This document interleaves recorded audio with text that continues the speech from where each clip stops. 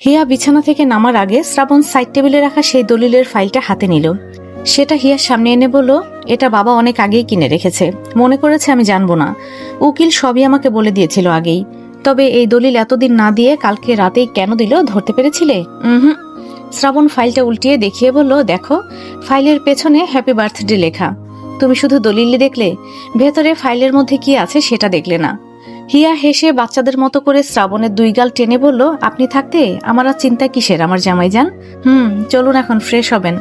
রাত প্রায় 1:30। হিয়া কেক কেটে তাও আধা ঘন্টা আগেই শুয়েছে, প্রায় ঘুমিয়ে পড়েছিল। কিন্তু হিয়া কাঁচা ঘুমের মাঝে পেটের মাঝে কিছু একটা অনুভব করতেই সজাগ হয়ে উঠে বসল। ল্যাম্প লাইটটা জ্বালিয়ে পেটের দিকে তাকালো, পেটটা নড়ছে। হিয়া পেটে হাত রেখে মুচকি হাসল। শ্রাবণ ঘুমোচ্ছে। হিয়া সুন্দর একটা মুহূর্ত শ্রাবণকে না দেখিয়ে থাকতে পারল না। শ্রাবণকে হালকা ধাক্কা দিতে দিতে বলল, এই যে শুনছেন, উঠুন না। শ্রাবণ ওর এক ডাকে উঠে বসল। চিন্তিত কণ্ঠে বলল, কি হলো, পেটে ব্যথা করছে? গাড়ি বের করতে বলবো? হিয়া হেসে বলল, আরে না, দেখুন বাবু নড়ছে, সেটাই দেখাতে ডাকলাম। শ্রাবণ হাঁপ ছেড়ে হিয়ার পেটের দিকে তাকালো, আলতো করে হাত ছুঁয়ে জড়ানো গলায় বলল, মাঝে মাঝে তুমি আর তোমার আম্মু ভয় পাইয়ে দাও। ভেবেছিলাম কি না কি হয়েছে, তো তুমি আসবে কবে? ভালো লাগছে না যে পাপাকে অপেক্ষা করাতে? ভালো লাগছে কি তোমার?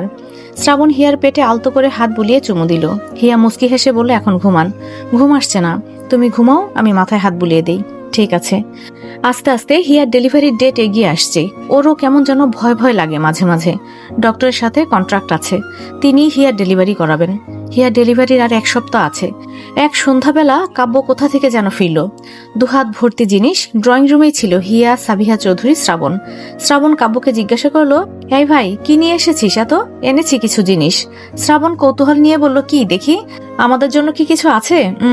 আমাদের ভবিষ্যৎ অতিথির জন্য। শ্রাবণ বুঝতে পারলো ওর সন্তানের জন্যই, কিন্তু শয়তানি করে জিজ্ঞাসা করলো, তোরটা না আমারটা? কোন ভবিষ্যৎ অতিথি? কাব্য লজ্জা পেল, তবে হেয়ালি করে বলল, আরে আমার হবে কেন, তোমার অতিথির জন্য। শ্রাবণ রয়ে শুয়ে বসে বলল, ভালোই। আমি আরো ভাবলাম তুইও। সাবিহা চৌধুরী শ্রাবণের পিঠে হালকা চাপড় মেরে বললেন, আরে তুমিও তো ছোট ভাইকে লজ্জায় ফেলে দিচ্ছ, ওদের হলে ওরাই জানিয়ে দেবে। কাব্য হাসার চেষ্টা করে বলল, হ্যাঁ আম্মু, তা ঠিক বলেছ। হিয়া কাব্যকে বলল, কই দেখি কি নিয়ে এসেছো। কাব্য এগিয়ে এসে সাবিহা চৌধুরীকে বলল, আম্মু সরো তো, বসতে দাও, ভাইয়ার পাশে গিয়ে বসো। সাবিহা চৌধুরী উঠে শ্রাবণের পাশে এসে বসলো। শ্রাবণ আনমনে হিয়ার দিকে তাকিয়ে আছে। কতই না খুশি ওর। এক এক সময় মনে হয় হিয়াকে পেয়ে জিতেই গেছে। সবার সাথে কত মিশুক, এখন না হয় ওকে কোনো কিছু করতে দেওয়া হয় না, তাও কখন কার কি লাগবে সব খেয়াল রাখে। হিয়া শ্রাবণের দিকে তাকিয়ে ভুরু উঠিয়ে বোঝালো, কি হয়েছে? শ্রাবণ মুচকি হেসে মাথা নাড়িয়ে বোঝালো, কিছু না। শ্রাবণ হিয়ার মাঝে বন্ডিং খুব ভালো। দুজনের মধ্যে যেমন ঝগড়া লাগে, আবার তার কিছু সেকেন্ড পরেই দুজনের দিকে তাকিয়ে দুজনে হাসে। ওদের ঝগড়া লাগলে বাড়ির সবাই হতভম্ব হয়ে যায়, কারণ একটু পরেই আবার ওদের মিল দেখা যায়। সময়ের সাথে সাথে শ্রাবণ কাজ অনেকটা কমিয়ে ফেলেছে। কয়েক বছর ধরেই ছুটছে শুধু টাকার পেছনে, কাজের পেছনে। প্রজেক্ট স্কিল আর মেধা ভালো থাকায় কয়েক বছরের মধ্যে অনেক কিছু করে ফেলেছে। আর এখন হিয়ার এই সময়টায় ওরই বেশিরভাগ পাশে থাকা দরকার। টাকা পয়সা যা করার অনেক করেছে, এখন বসে খেলেও ওর কাজ করার দরকার হবে না। এখন ওর প্রয়োজন হিয়ার পাশে থাকা, আর তাই রইল। হিয়ার প্রেগনেন্সি জার্নির পুরোটা সময় শ্রাবণ ওর পাশেই রইল। অফিস না হয় পরেই করবে, হিয়ার আর কি চাই। শ্রাবণকে যখন থেকে ওর পাশে পেয়েছে আজ পর্যন্ত ও কখনো খারাপ থাকেনি। হিয়া কিভাবে ভালো থাকবে সেটাই শ্রাবণ সবসময় চেয়েছে। হিয়া মাঝে মাঝে নিজেই বলে, আমি সত্যি বড় ভাগ্যবতী, ভাগ্য করে শ্রাবণের মতো একজন জীবনসঙ্গী পেয়েছি। মাহিমা বেগম হিয়ার ডেলিভারি ডেটের 2 দিন আগেই সবকিছু গুছিয়ে নিয়ে চলে এলেন এই বাড়িতে। হিয়ার ডেলিভারি ডেটের আগের দিন বিকেল 4টার দিকে। হিয়া সারাদিন ধরে একটু একটু পেটে ব্যথা, হেয়ালি করে গিয়েছে, কাউকে বলেনি, রুমেই থেকেছে। শ্রাবণও দুপুরের পর থেকে বাড়িতেই রয়েছে। ওর মনে কেমন যেন খুঁতখুত লাগছিল, তাই আর বের হয়নি। সময়ের সাথে সাথে হিয়ার পেটের ব্যথা বাড়তে শুরু করলো। সবাই এখন নিচে, কাউকে ডাকার মতো অবস্থাতেও নেই। ও বিছানায় বসেই ফোনটা হাতে নিয়ে শ্রাবণকে কল দিল। শ্রাবণ ড্রয়িং রুমে বসে কথা বলছিল সবার সাথে। হিয়ার কল পেয়ে রিসিভ করলো। হ্যাঁ হ্যালো, বলো। হিয়া অস্থির কণ্ঠে বলল, একটু ওপরে আসুন তো তাড়াতাড়ি, আমার পেটে প্রচুর ব্যথা করছে, খারাপ লাগছে। শ্রাবণ উঠে এসে সিঁড়ির দিকে যেতে যেতে সাবিহা চৌধুরীকে বলল, আম্মু হিয়ার খুব খারাপ লাগছে, তোমরা রেডি হও, আর কাব্য কামালকে গাড়ি বের করতে বল। শ্রাবণের পিছু পিছু সাবিহা চৌধুরী, মাহিমা বেগম, নেহা এলো। শ্রাবণ দৌড়ে রুমে এসে হিয়ার পাশে বসে বলল, কেমন বোধ করছো? পেটে খুব ব্যথা করছে। হিয়া শক্ত করে শ্রাবণকে জড়িয়ে ধরে রইল। অসহনীয় ব্যথায় ছটফট করছে। সাবিহা চৌধুরী নেহাকে হিয়ার পাশে বসিয়ে রেখে রুমে চলে গেলেন। সবাই খুব দ্রুত হিয়াকে নিয়ে হসপিটালে চলে এলো। ডক্টর এসে পড়েছে। হসপিটালের করিডোরটায় নীরবতা। হিয়াকে ওটিতে নিয়ে যাওয়া হয়েছে। শ্রাবণ গুমট বেঁধে আছে, বাকি সবার দৃষ্টি ওটির দিকে। সাবিহা চৌধুরী আর মাহিমা বেগম একসাথে বসে আছেন। দুজনের চোখেই পানি, বিশেষ করে শ্রাবণের সামনে কেউ কান্না প্রকাশ করতে পারছেন না, যেন শ্রাবণ ভেঙে না পড়ে। তৌকির চৌধুরী আর হামিদ শিকদার দুজনে পায়চারি করছেন। কাব্য ওটির দরজা ঘেঁষে দাঁড়িয়ে আছে, আর নেহা সাবিহা চৌধুরীর পাশে। কামাল আর ফাহিমা বেগমও কিছু জিনিসপত্র নিয়ে এলেন। সবাই আল্লাহকে ডাকছেন। শ্রাবণ মনে মনে বলছে, হে আল্লাহ, তুমি আমার বউ আর সন্তানকে সুস্থ রাখো। মিনিট 10 পরেই ওটি থেকে বাচ্চার কান্না ভেসে এলো। সবার মুখেই খুশির ঝিলিক দেখা গেল। সাথে সাথে আলহামদুলিল্লাহ উচ্চারণ করলো। শ্রাবণ উঠে দাঁড়ালো। ওর ভেতরে কেমন অস্থিরতা তৈরি হলো। নিজের সন্তানকে দেখার লোভ জাগলো। এর কিছুক্ষণ পরে ডক্টর আর নার্স বের হলেন। ডক্টরের কোলে নবজাতক শিশু। শ্রাবণ সহ সবাই এগিয়ে গেল। ডক্টর হেসে হেসে বললেন, শ্রাবণ, কংগ্রাচুলেশন, তোমার মেয়ে হয়েছে। যা আশা করেছিলে আল্লাহ তাই দিয়েছে, আলহামদুলিল্লাহ। বাচ্চাও সুস্থ আছে। শ্রাবণ উদ্বিগ্ন কণ্ঠে বলল, বাচ্চার মা মানে আমার ওয়াইফ কেমন আছে আন্টি? ডক্টর হেসে বললেন, তোমার ওয়াইফও সুস্থ আলহামদুলিল্লাহ, কোনো প্রবলেম নেই। একটু পরে বেডে শিফট করা হবে। ডক্টর শ্রাবণের কোলে নবজাতক শিশুটিকে দিয়ে বললেন, নাও বাবা, তোমার সন্তান। বলতে হবে তোমার মতোই সুন্দর হয়েছে মাশাল্লাহ। শ্রাবণ কোলে নিয়ে কিছুক্ষণ তাকিয়ে রইল। চোখটা ঝাপসা হয়ে এলো। পরক্ষণে হেসে সাবিহা চৌধুরীকে বলল, দেখো আম্মু, আমার মেয়ে। সাবিহা চৌধুরী কাঁদছেন আবার হাসছেন। শ্রাবণের কাঁধে হাত রেখে কান্নাজড়িত গলায় বললেন, মাশাল্লাহ, তোমার মতোই হয়েছে।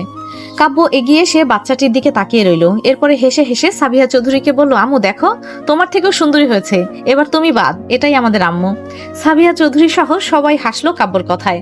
শ্রাবণ আলতো করে বাচ্চাটির নাকে নাক ঠেকিয়ে হাসলো। এমন অনুভূতি বলে বোঝানোর মতো না।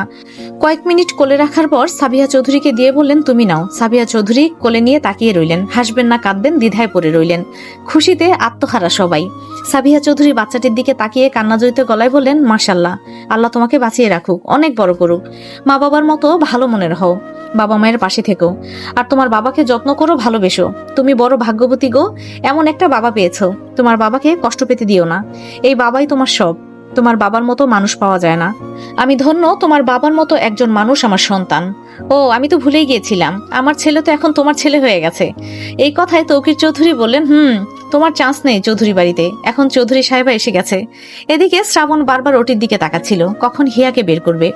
এরপরে হিয়াকে ওটি থেকে বের করে একটি কেবিন রুমে দেওয়া হলো। এর কিছুক্ষণ পরেই নার্স এসে বাচ্চাটাকেও নিয়ে যেতে বলা হলো। মাহিমা বেগম বাচ্চাটাকে ভেতরে নিয়ে গেলেন। বাচ্চাটাকে প্রথমে মায়ের বুকে দুধ খাওয়ানো হলো। মাহিমা বেগম আর নার্স বের হয়ে এলো। মাহিমা বেগম এসে শ্রাবণকে বললেন, শ্রাবণ, ভেতরে যাও, হিয়া তোমার কথা জিজ্ঞেস করলো। শ্রাবণ সাথে সাথে ভেতরে ঢুকলো। দেখলো হিয়া বাচ্চাটাকে দেখে মিটিমিটি হাসছে, হয়তো মনে মনে কথা বলছে দুইজনে। শ্রাবণ সামনে চেয়ার টেনে বসতে বসতে বলল, বাবা, এখন তো দেখি আমার কোনো চান্সই নেই, তো আমার মেয়ের নামে কি বদনাম করছো শুনি? হিয়া হেসে বলল, বলছি তোমার বাবা অনেক ভালো। শ্রাবণ হেসে বলল, আমি ভাবলাম আরো বলছো নাকি বাবার কাছে যাবে না, আমার সাথে বাপের বাড়ি যাবে। হিয়া চোখ পাকিয়ে তাকিয়ে বলল, কি বললেন? শ্রাবণ গাছাড়া ভাব নিয়ে বলল, কই কি বললাম, মনে পড়ছে না তো। শ্রাবণ বাচ্চাটার দিকে তাকিয়ে হেসে হেসে বলল, বড় হও, তখন দেখবে তোমার আম্মু কেমন, শুধু তোমার পাপাকে বাপের বাড়ি চলে যাওয়ার জন্য থ্রেট দিত। হিয়া অবাক কণ্ঠে বলল, আরে আপনি যে লন্ডন যাওয়ার জন্য থ্রেট দিতেন সেটা বলবেন না? শ্রাবণ ডোন্ট কেয়ার ভাব নিয়ে বলল, সেগুলো অতীত হয়ে গেছে, এখন প্রেজেন্ট নিয়ে ভাবো। আর এখন তোমার শরীর কেমন লাগছে? ভালো। আর মেয়েকেও বলুন। শ্রাবণ বাচ্চাটার দিকে ঝুঁকে জড়ানো গলায় বলল, কেমন আছেন পিচ্চি শরবতওয়ালি? আপনাকে অবশেষে ছুতে পারলাম, অনেক অনেক বড় হন, বাবা মায়ের সাথে ঘুরে বেড়াতে হবে তো। আমি আপনাকে আর আপনার মাকে নিয়ে সারা পৃথিবী ঘুরবো ইনশাআল্লাহ। শ্রাবণ আরেকটু উঠে এগিয়ে গিয়ে হিয়ার কপালে চুমু দিয়ে গভীর গলায় বলল, আর আপনাকে ধন্যবাদ দিয়ে শেষ হবে না। আপনি এত কষ্ট সহ্য করে আমাকে বাবা ডাক শোনার মতো একটা সন্তান উপহার দিয়েছেন। আমার এই অনুভূতি আমি কাউকে বলে প্রকাশ করতে পারবো না। আমার এক এক সময় অবাক লাগে, মনে হয় সেদিন আপনি ফাজলামো করে মেসেজ দিলেন, সেটার জন্য ছুটে আপনার কাছে গেলাম, আপনাকে বিয়ে করলাম, আর আজ বাচ্চার বাবা হয়ে গেলাম। সময় বড় অদ্ভুত জিনিস, সময় ধরে রাখা যায় না, সে তার মতোই চলে, আর আমরা সময়ের সাথে সাথে। হিয়া হেসে বলল, দেখুন আপনার মতো হয়েছে ও। আমি যে কি খুশি হয়েছি বলার বাইরে। আল্লাহর কাছে যা চেয়েছি তাই পেয়েছি, আলহামদুলিল্লাহ, আলহামদুলিল্লাহ, আলহামদুলিল্লাহ। আনুমানিক 2.5 বছর পরে শ্রাবণ অফিস শেষ করে বেরোলো। রাত তখন 8টা। মিটিং ছিল বলে লেট হলো। তৌকির চৌধুরী আর কাব্য চলে গেছে আরেকটা গাড়িতে, আর শ্রাবণ নিজেই ড্রাইভ করে রওনা দিল বাড়ির উদ্দেশ্যে। কিছু দূর যাওয়ার পরে রাস্তার পাশে গাড়িটা সাইড করে নেমে গেল। এরপরে মেয়ের জন্য চকলেট ফুল নিল। আবার বউ রাগ করবে বলে তার জন্য চকলেট ফুল নিল। অতঃপর গাড়িতে এসে বসলো, চোখ গেল ফোনের দিকে। ও যখন এগুলো কিনতে গিয়েছিল তখনই হিয়া কল দিয়েছিল। শ্রাবণ গাড়ি স্টার্ট দিয়ে এক হাতে স্টিয়ারিং ঘোরাচ্ছে আর আরেক হাতে ফোন নিয়ে হিয়াকে কল দিল। হিয়া কল রিসিভ করে ওদের মেয়ে শ্রেয়ার সামনে ফোনটা ধরলো আর ফিসফিস করে মেয়েকে শিখিয়ে দিল, তোমার পাপাকে বলো কোথায় তুমি। ওপাশে শ্রাবণ সবই শুনতে পেল। ও নিজেই মুচকি হাসলো। ছোট্ট শ্রেয়া সবে কথা শিখেছে, এখনো শুদ্ধভাবে বলতে পারে না। শ্রেয়া মায়ের বলা কথাগুলো ছোট ছোট করে বলল, হ্যালো পাপা, কোথায় তুমি? শ্রাবণ বলল, রাস্তায় আছি আম্মু। হিয়া আবারও মেয়েকে শিখিয়ে দিল, তোমার পাপাকে বলো তাড়াতাড়ি আসো, আম্মু বকবে। শ্রেয়া থেমে থেমে পরপর বলল, পাপা তাড়াতাড়ি আসো, আম্মু বকবে। শ্রাবণ হেসে বলল, আসছি আম্মু, তোমার জন্য চকলেট আর ফুলও আনছি। আবার তোমার আম্মুকে রেগে যেতে মানা করো, তোমার আম্মুর জন্য এনেছি। হিয়া মুস্কি হাসলো আর শ্রেয়া হেসে হেসে বলল, ওকে, শরবতওয়ালি বলো। শ্রাবণ হেসে বলল, আমার পিচ্ছি শরবতওয়ালি, আমি আসছি। আর আমার শরবতওয়ালি বোঝান, রাগ করবেন না, আসছি আমি। তো প্রিয় গল্পপ্রেমীরা, দেখতে দেখতে আমরা গল্পের সমাপ্তি পর্বে চলে এসেছি। এই গল্পে আপনাদের অনেক অনেক ভালোবাসা পেয়েছি। সবসময় এইভাবে সাপোর্ট করবেন, ভালোবাসা দিবেন। তো দেখা হচ্ছে পরবর্তী গল্পে। সেই পর্যন্ত ভালো থাকুন, সুস্থ থাকুন। আল্লাহ হাফেজ।